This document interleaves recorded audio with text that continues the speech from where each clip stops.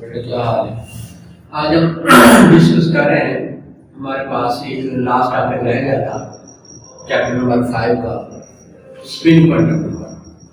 आज बेटा हम ये स्पिन क्वांटम नंबर डिस्कस कर रहे हैं। ठीक, अब एक अल्कली मैटर होते हैं, ये फर्स्ट ए ग्रुप है।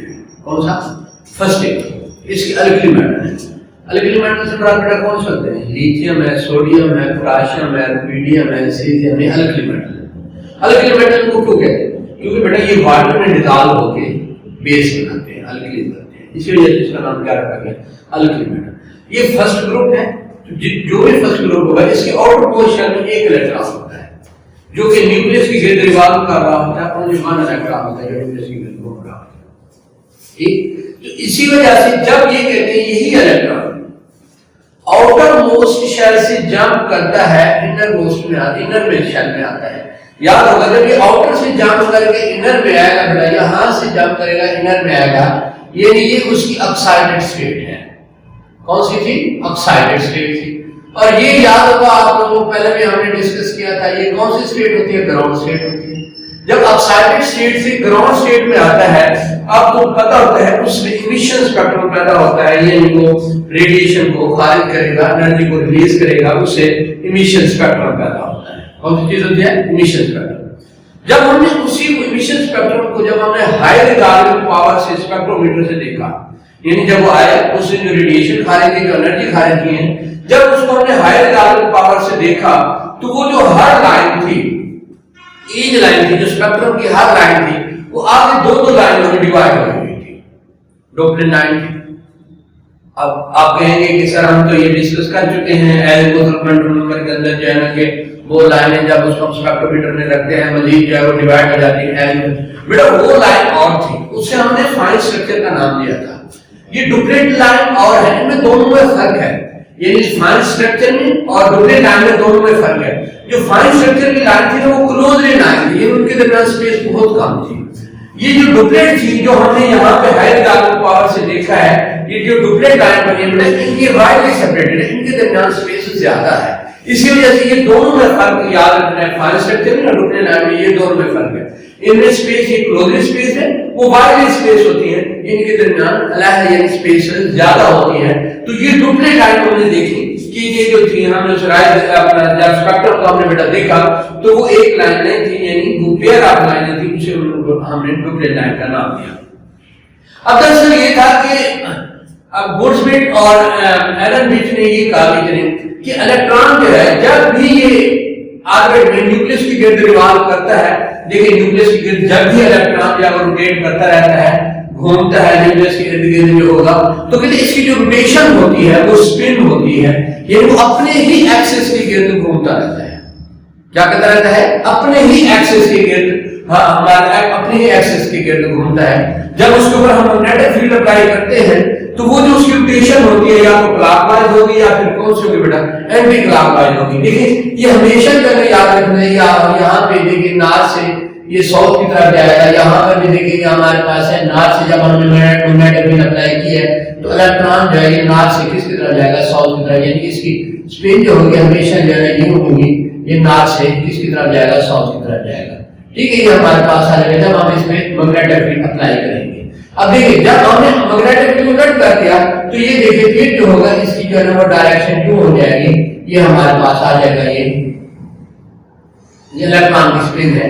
यानी जब भी वो अपने न्यूक्लियस की गिर्द रोटेट करता है, मूव करता है, तो वो या तो क्लॉकवाइज होगा या एंटी क्लॉकवाइज होगा। मैग्नेटिक फील्ड जब हम अप्लाई करेंगे बेटा इसे सेल्फ रोटेशन कहते हैं। क्या कहते हैं उसे? Self rotation.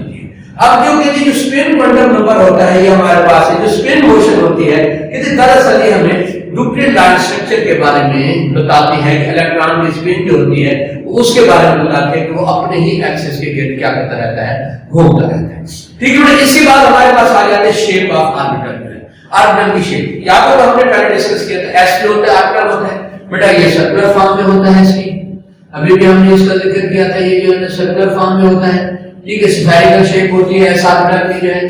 तो इसी तरह जो अगर हम इसके बाद जो है अगर पी ऑर्बिटल की बात करते हैं, पी की होगा तो याद होगा आपने डिस्कस किया था कौन सी शेप होती है? डबल शेप होती है, ये 3 एक्सिस पे होगा, याद होगा।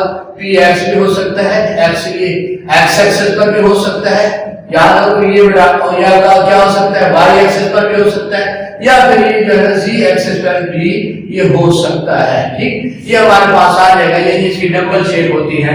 इसी तरह डी जो है उसके अंदर यानी इसके 3 जो है वो डी जनरेटेड ऑर्बिटल होते हैं, ये पी एक्स हो गया, पी वाई हो गया और पी कौन सा हो गया बेटा, जेड हो गया। इसी तरह हमने डी का भी पढ़ा था, डी जो है वो उसकी भी कॉम्प्लिकेटेड होती है, उसके डी ऑर्बिटल की जो है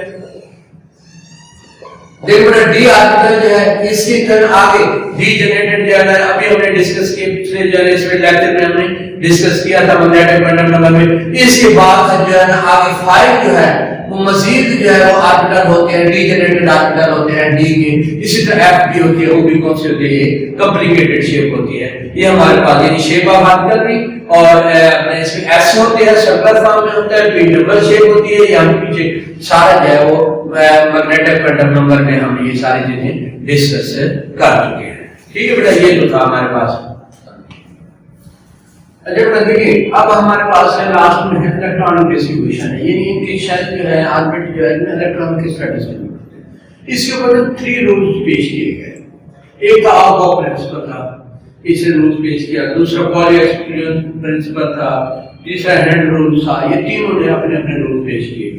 अब देखिए आउटगो प्रिंसिपल को कहते हैं electron should be placed fit, आपको इलेक्ट्रॉन को इंक्रीजिंग एनर्जी लेवल के हिसाब से फिल करनी चाहिए। यानी अगर देखिए हमारे पास ये है कि हम पहले इस सब ऑर्बिट में इसमें करेंगे, दोबारा हो जाएगा, फिर इसके अंदर करेंगे, फिर इसके अंदर, यानी इसी तरह इंक्रीजिंग होता है। यानी मैं एक मिसाल देता हूँ, ये देखिए ये अगर फर्स्ट ऑर्बिट है तो पहले आप इलेक्ट्रॉन जो है इस फर्स्ट ऑर्बिट में देने चाहिए होंगे, फिर उसके बाद अपने नेक्स्ट ऑर्बिट की तरफ आपको जाना होगा। यानी इंक्रीजिंग ऑर्बिट के हिसाब से आपने इलेक्ट्रॉन को क्या करना है, फिल करना है।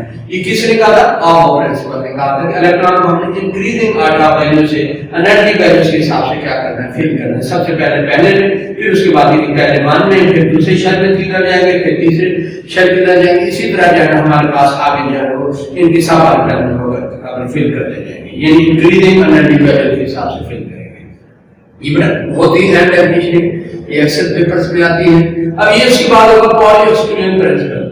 ये कहता है कि it is not possible to two electron, कि ये दो इलेक्ट्रॉन के लिए मुमकिन ही नहीं है reside in the same orbital, कि वो अगर इस सेम ऑर्बिटल में अपना घूम रहे हैं, 2 इलेक्ट्रॉन हैं और वो एटम में कौन सा पोली है, पोली इलेक्ट्रॉन है जिसके अंदर कई एटम मौजूद हैं, लेकिन जो हाइड्रोजन है वो पोली नहीं है। इसी तरह जिसके अंदर कई इलेक्ट्रॉन मौजूद है वो पोली इलेक्ट्रॉन का एटम होता है। कहते ये मुमकिन ही नहीं है कि 2 इलेक्ट्रॉन रिसाइड एक सेम ऑर्बिटल में होगा कि वो सेम स्पिन में जाएंगे।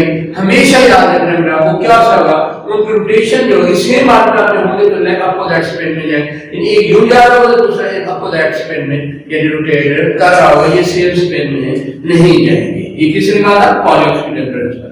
इसके बाद तीसरा रूल था वो हेड रूल था। हेड रूल ये कहते हैं कि अगर डी जनरेटेड ऑर्बिटल मौजूद है, देखो डी जनरेटेड ऑर्बिटल हमें पता है p के 3 है, p x है, आगे हमारे पास p y है और इसी तरह p z है, कि हमारे पास 3 है, इसी तरह d के 5 थे। ये अगर डी जनरेटेड ऑर्बिटल अगर हमारे पास ये मौजूद है तो इलेक्ट्रॉन जो है should be place in a separate orbit, जिनको आपको अलग-अलग ऑर्बिट में रखना चाहिए। यानी देखिए मैं अगर कार्बन की बात करता हूं, ये देखिए यहां पर है, इसके अंदर जो है वो 2 इलेक्ट्रॉन होंगे, हमारे पास मान ऐसा आ जाएगा, इसमें भी कितने इलेक्ट्रॉन होंगे बेटा, 2 इलेक्ट्रॉन होंगे। अब इसी तरह जो इसके अंदर बाकी 4 इलेक्ट्रॉन इधर हो जाएंगे, बाकी 2 बच जाएंगे, एक इसमें जाएगा और एक इसमें जाएगा। कहते अगर देखिए बेटा ये कि अगर आपने 2 इलेक्ट्रॉन है, अगर एक है यानी सेपरेट ऑर्बिट में हमने रखा है तो इसकी सेम स्पिन हो सकती है, यानी ये भी है इसकी सेम स्पिन। अगर इसी को हमने अगर जितना ये है कि ये इसी को हमने रखा, 2 इलेक्ट्रॉन को रखा है, सेम ऑर्बिट में रखा है, तो इसकी स्पिन क्या होगी, सेम नहीं होगी, उलट अपोजिट स्पिन के अंदर क्या करेंगे, रोटेट करेंगे, अपोजिट स्पिन में मौजूद होंगे। बात समझ आ गई। यानी अगर देखिए जितना x और y है इसको हमने सेम स्पिन में कर सकते हैं। अगर इन्हीं को एक ही में रखेंगे तो ये एक में जितना देखिए 2s है, इसमें 2 इलेक्ट्रॉन मौजूद है, तो दोनों की स्पिन क्या है बेटा, ये अपोजिट है। ठीक, ये तो था कि इलेक्ट्रॉन जो है इलेक्ट्रॉनिक डिस्ट्रीब्यूशन है। आज बेटा हमारा चैप्टर 5 खत्म हो गया। इंशाल्लाह कल से हम नेक्स्ट चैप्टर जो है 6 शुरू करेंगे।